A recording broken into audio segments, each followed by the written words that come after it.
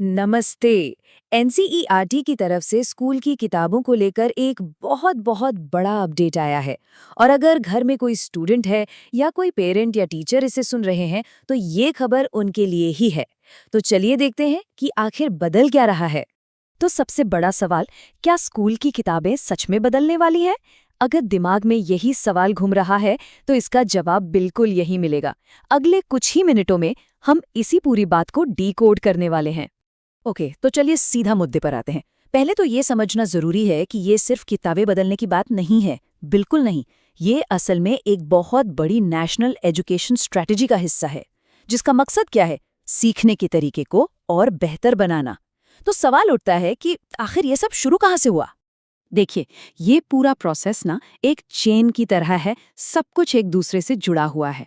इसकी नींव यानी फाउंडेशन रखी गई थी 2020 की नेशनल एजुकेशन पॉलिसी में। फिर उसी पॉलिसी के बेसिस पे 2023 में नेशनल करिकुलम फ्रेमवर्क बना। और अब हम इसका फाइनल स्टेप देख रहे हैं, ये नई एनसीईआरटी टेक्स्ट बुक्स। तो आखिर ये पूरा ट्रांजिशन प्लान दिखता कैसा है? कब क्या होने वाला है? यहाँ एक मास्टर टाइमलाइन है जो सारी कंफ्यूजन दूर कर देगी। चलिए आराम से देखते हैं कि किस क्लास के लिए नई किताबें कब आने वाली हैं। तो सबसे पहले बात करते हैं पहले फेज की, यानी सबसे छोटे स्टूडेंट्स की, ग्रेड 1 से 8। इनके लिए ये बदलाव ऑलरेडी आ चुका है। हाँ बिल्कुल, साफ साफ समझ लीजिए, क्लास 1 से लेकर 8 तक के लिए नई किताबें डेवलप हो चुकी हैं और अब तो यूज में भी आ चुकी हैं। मतलब इस ग्रेड ग्रुप के लिए ये ट्रांजिशन अब कंप्लीट हो चुका है।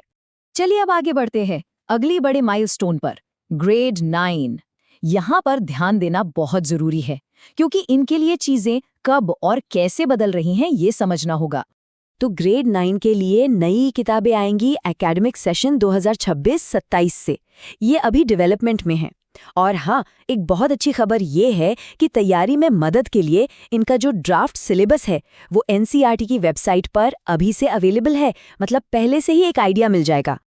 और अब आते हैं इस रोल आउट के फाइनल फेज पर, ग्रेड्स 10 और 11। इनकी टाइमलाइन को लेकर कोई भी कंफ्यूजन न रहे, इसलिए इसे जरा ध्यान से समझते हैं।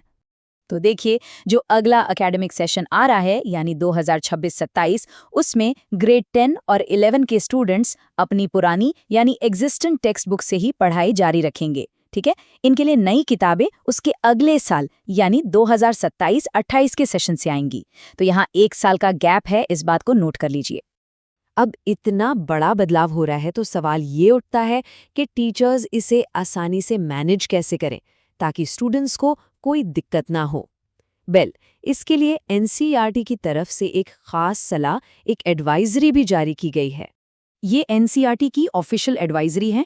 इसका मतलब क्या है आसान भाषा में? इसका मतलब है कि टीचर्स को ये इंश्योर करना है कि नया सिलेबस शुरू करने से पहले स्टूडेंट्स के पिछले साल के जो जरूरी कॉन्सेप्ट्स हैं वो बिल्कुल क्लियर हों। असल में इसका मकसद ये है कि पुराने और नए सिलेबस के बीच में एक मजबूत ब्रिज, एक पुल बनाया जा सके।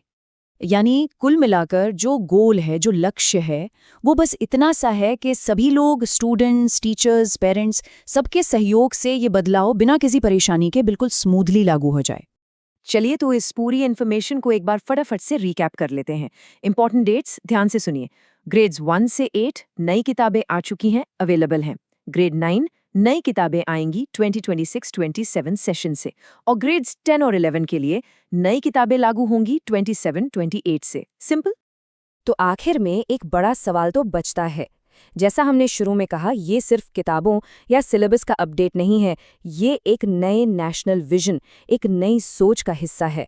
तो सोचने वाली बात यह है कि ये नई किताबें आने वाली पूरी जनरेशन के सीखने और सोचने के तरीके को आखिर किस तरह से शेप करेंगी, एक नया आकार कैसे देंगी।